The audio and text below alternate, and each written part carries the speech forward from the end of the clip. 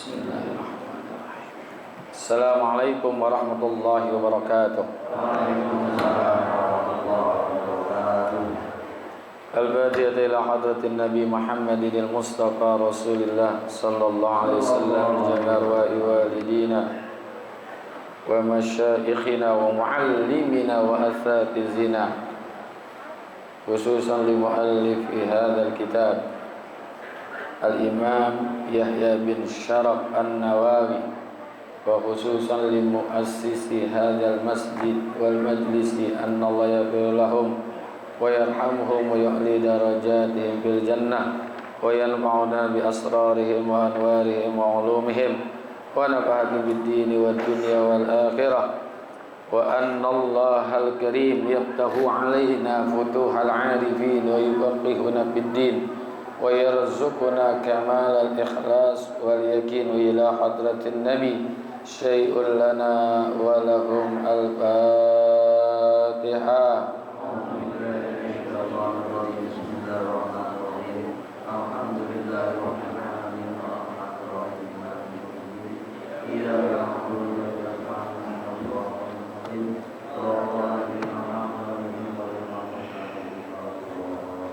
Ya Rabbi bil Mustafa balligh maqasidana wabir lana ma madha ya wasi'al karami.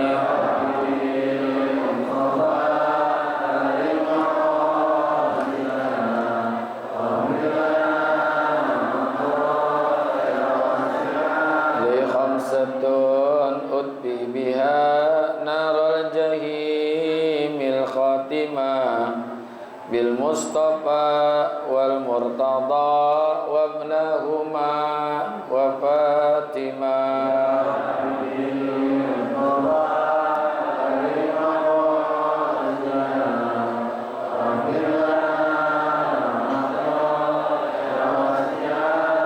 Ya Rabbi bil Mustafa balligh ziyaratana fil masjidin nabawi wal masjidil harami.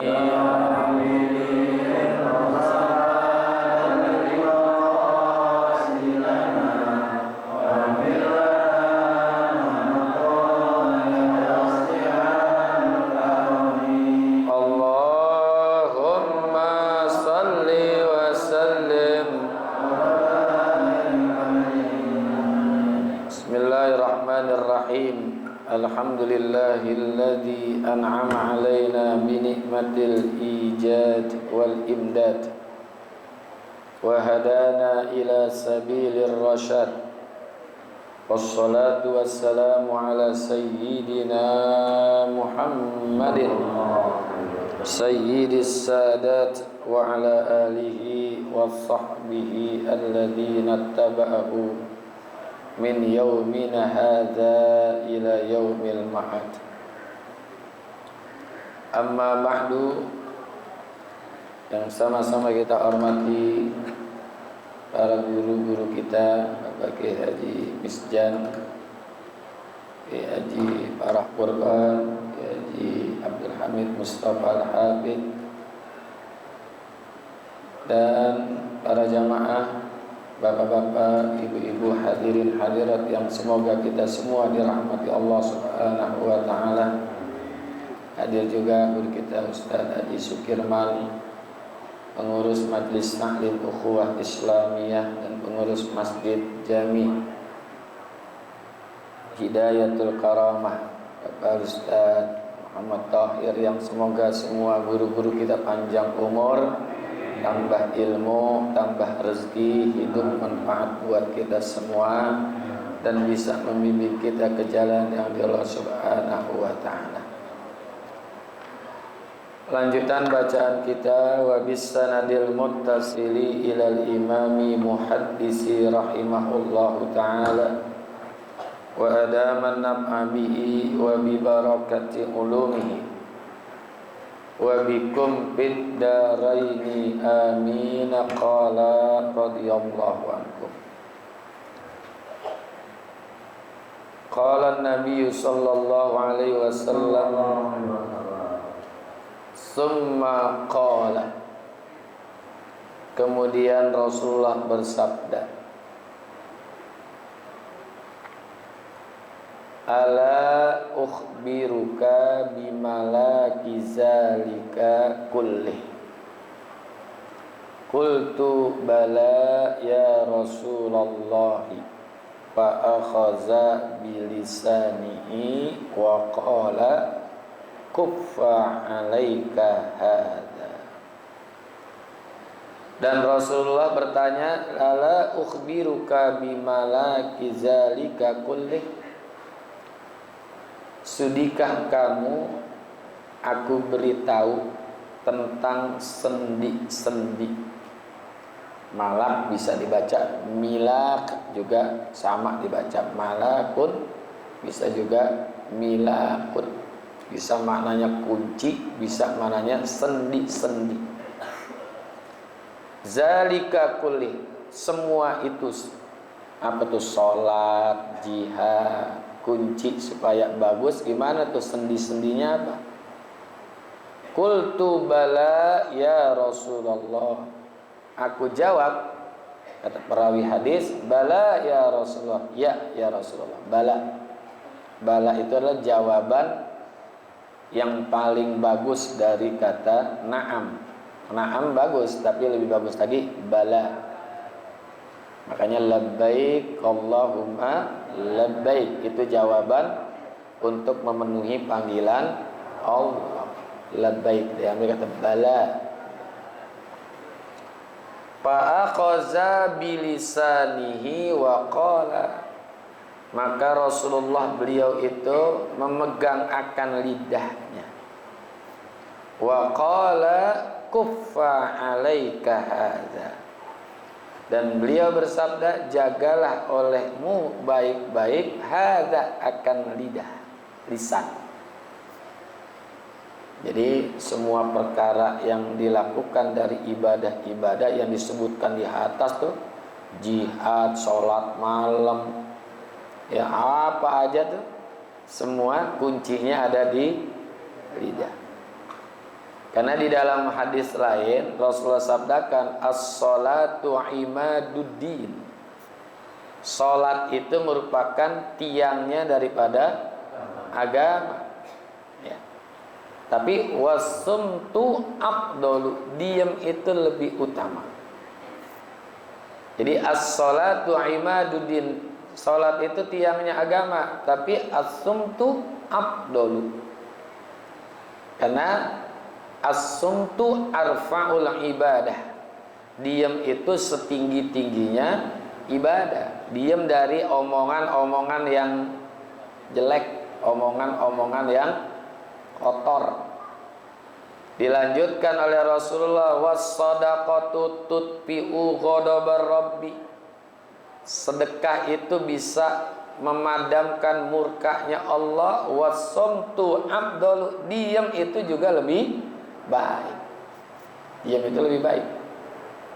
Karena dalam hadis yang lain, as-sumtu zainal lil alim was-sitru lil jahil, diam itu merupakan hiasan bagi orang alim dan penutup bagi orang bodoh. Jadi kalau orang alim berbicara itu merupakan hiasan, zainun, tapi penutup bagi orang jahil. Jadi orang kalau kita ngaku bodoh, ya jangan banyak ngomong, ketahuan bodoh kita. Ya, gue baru tahu, ngomongnya ngaco, yang ngomongnya. Jadi semua hal-hal itu baik semua, tapi kata Rasulullah, as-sumtu afdalu. Termasuk as-saumu junnatun, puasa itu benteng. As-sumtu afdalu, tapi diamnya itu lebih afdal. Jadi banyak tuh hal-hal yang disebutkan oleh Rasulullah. Jihadus sanamuddin, jihad itu merupakan sanamuddin, tingginya akan agama. Tapi was-sumtu afdalu, diam itu lebih baik, lebih afdal. Jadi jaga lisan.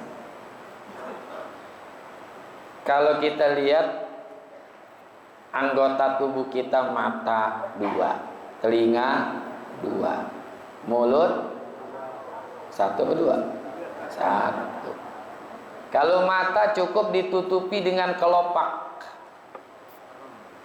ya. Telinga nggak ada tutupnya, telinga nggak ada tutup. Tapi mulut kita ini yang nutupin banyak. Rak nih, alak-alakan kita. Kemudian ditutup lagi dengan gigi, ditutup lagi dengan bibir, ditutup lagi dengan mata, tapi nyeplos kadang-kadang. Omongan kadang-kadang suka nyeplos. Tahu nyeplos? Apa ya? Tuh. Pantas kata Rasulullah harus mampu menjaga lisan. Salamatul insan fi hifzil lisan. Selamatnya seseorang itu karena mampu menjaga lisan. Karena lidah itu lebih tajam daripada pedang. Karena ada kalimat faqad yurja lisayfi bur'un, faqad yurja li jarhi sayfi bur'un wala bur'ul lima jarhal lisan. Masih ada harapan sembuh kalau badan ini ditebas dengan pedang. Tapi bagaimana cari obat kalau ditebas dengan lidah? Jadi waqad yurja li jarhi sayfi bur'un wala bur'ul lima jarhal lisan. Kalau bahasa kerennya orang dulu, kalau pedang lukai tubuh masih ada harapan sembuh, kalau lidah lukai hati kemana obat mau dicari, kan gitu kan? Nah, lidah ini bahaya nih, ya, bahaya. Nah, kadang-kadang kita nggak sadar berbicara, awal-awalnya doang tuh lempeng. Jadi 1 meter, 2 meter bagus, begitu nikung jelek. Bahkan ada orang lagi tawaf aja gosip, mukanya cakep tuh, alhamdulillah kita udah bisa berangkat ibadah haji walaupun umurnya udah tua, nungguin lama, biayanya mahal. Alhamdulillah, kata temennya. Iya, sama kita juga nih, umur kita udah usia lanjut, masih Allah kasih kesempatan ibadah haji. Kemarin juga waktu walimatus safar, alhamdulillah yang datang banyak tetangga-tetangga kita. Emang kayak dia no tetangga kita no, begitu belok jelek. Nih gara-gara lisan kita depannya bagus, ujungnya makanya suruh jaga nih, lidah kita. Boleh berbicara tapi berbicara yang baik. Kalau kata Roma Irama kan, lidah itu sangat tajam, tajamnya lebih dari pedang, kan gitu ya. Bicaralah macam-macam, asal jangan ngomongin. Bukan hanya orang diomongin, suaminya diomongin, bininya diomongin. Ini mah orang-orang sono kampung mangga, ya.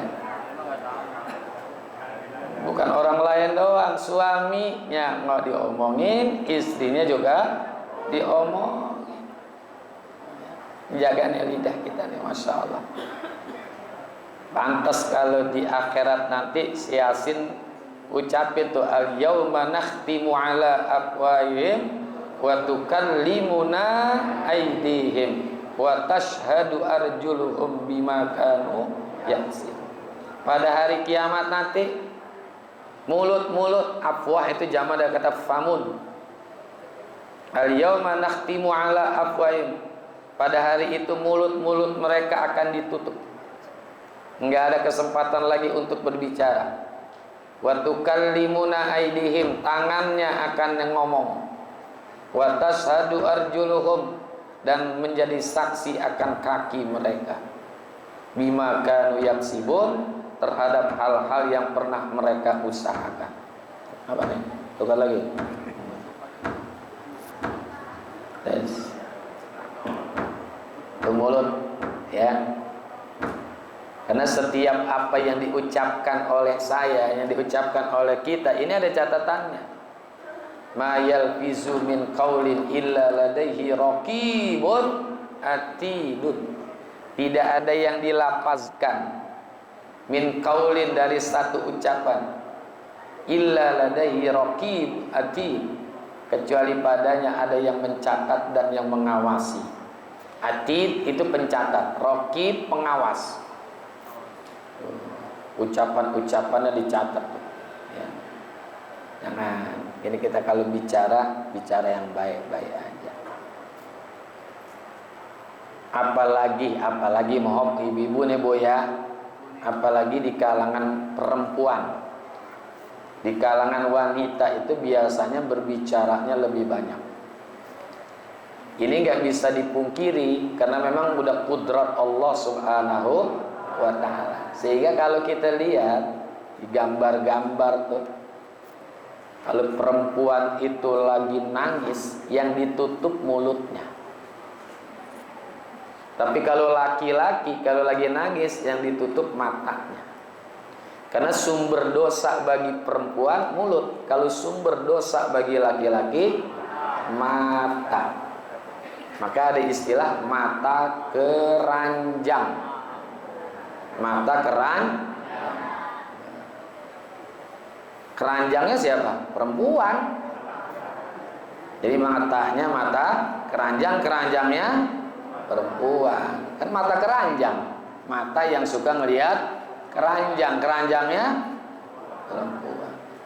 Kalau perempuan nutupin mulut, karena memang sumber dosa perempuan itu dari mulutnya. Banyak itu. Ini jangan disangkal ini. Termasuk juga dalam ilmu neurologi. Wih, keren ngomongannya. Ilmu tentang otak manusia. Ternyata otak kita kan ada otak kanan, ada otak kiri. Otak kiri itu yang untuk belajar, ya. Untuk yang berat-berat itu otak kiri. Otak kanan itu untuk istirahat. Ya, dengerin musik, itu otak kanan. Makanya jangan terlalu diporsil. Ngaji mulu, habis ngaji makan. Habis ngaji makan. Ya, ngaji monoton, tegang terus, jangan selingin dengan yang enak-enak itu, betul. Karena ada otak kanan, otak kiri. Ternyata otak kita itu ada pemisahnya. Itu di tengah-tengah tuh, kalau kita tarik dari belakang sampai ke depan itu ada pemisah. Kalau nggak percaya nanti rongsen dah. Pemisahnya ternyata antara laki dengan perempuan memang udah kudrat Allah itu berbeda. Kalau laki-laki itu tipis, perempuan itu tebal. Ini ada positif, ada negatif. Positifnya ada buat ibu-ibu yang perempuan-perempuan yang pemisah otaknya lebih tebal, itu ada. Perempuan itu dalam satu waktu bisa melakukan banyak kerjaan dalam satu waktu, ya. Betul. Kalau laki-laki nggak bisa konsen satu kerjaan, udah gitu aja. Kalau perempuan itu jam 7 pagi nih. Tadi saya pulang taklim di Masjid Aswada, istri saya lagi nyapu, habis nyapu ngepel, merendam pakaian, masukin ke dalam mesin cuci. Habis itu dia kerjaan lagi ngeriska, habis itu banyak kerjaan. Padahal baru jam 7 sampai jam 8 tuh banyak kerjaan ya. Tuh, banyak. Jadi masak sambil nyuci, sambil gendong anak, balas WhatsApp temennya, bisa tuh dia. Hebat perempuan. Laki-laki nggak bisa. Dia satu kerjaan ya udah satu aja. Iya, nggak bisa. Kayak nonton TV, nonton bola, udah nonton bola aja deh mah. Iya, nonton bola. Kalau perempuan nonton bola sambil ngemil. Perempuan, laki-laki ya enggak sih. Ya. Makanya suami itu ya kayak gitu.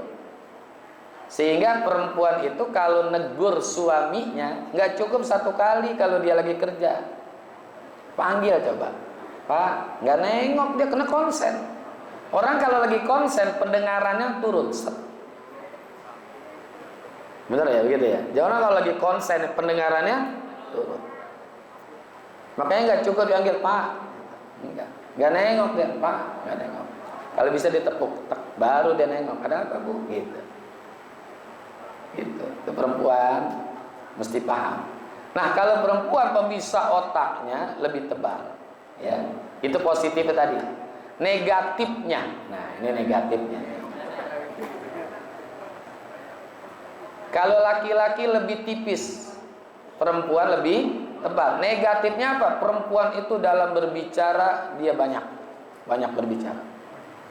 Laki-laki sedikit. Bukan bawel, rewel.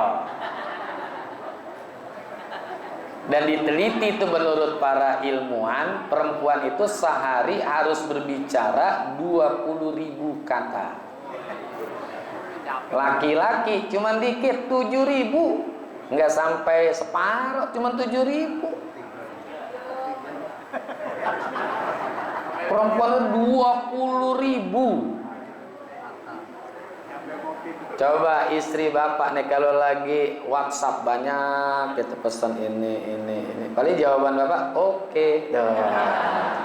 Itu bukan enggak cinta. Gimana sih jawabnya oke doang? Bukan. Itu menandakan suami ibu laki-laki. Suami ibu laki-laki karena jawabnya oke. Gitu. Ya kan? Begitu enggak, Pak? Iya. Kalau belanja nawar lama tuh perempuan. Tuh pasar kalau belum habis dia kelilingin belum. Karena gara-gara beda 5.000 aja tuh lama. Kalau laki-laki kan enggak berapa noh? Ya udah, beda aja udah. Ya wajar. Ini kudrat Allah, Jadi perempuan dalam sehari berbicara itu 20.000 kata, laki-laki 7.000 kata. Makanya kalau istri bapak ngomong di rumah diamin aja. Karena dia lagi ngejar target. Kalau nggak sampai targetnya, nanti dia beli Paramek ke warung. Kepalanya puyeng. Saya omongan ini bukan omongan banyol nih, omongan bener. Ya omongan benar. Kenyataannya begitu, ya. Kenyataannya begitu, betul. Berangkat ngaji ngobrol di jalanan, sampai di pengajian ngobrol, pulang ngaji ngobrol, di pengajiannya ngobrol. Itu sampai lemper aja di komentar itu, padahal lemper tinggal caplok doang itu. Dia ngomong sama temennya, ya Allah, lemper ini kecil amat ya. Kata temennya, bukan kecil doang, lembek. Padahal tinggal caplok doang itu.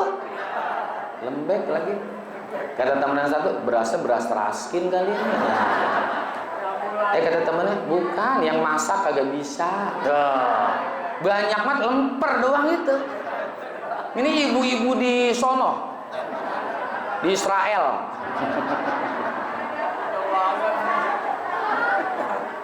Sampai dibawa ke jalanan tuh pulang ngaji ngomong aja, ya. Ngomong. Sampai di pagar temen, rumah temennya masih ngobrol aja. Udah jam 9 malam kata suaminya, udah Bu masuk. Kata temannya lagi, ntar kita lanjut lagi lewat WhatsApp.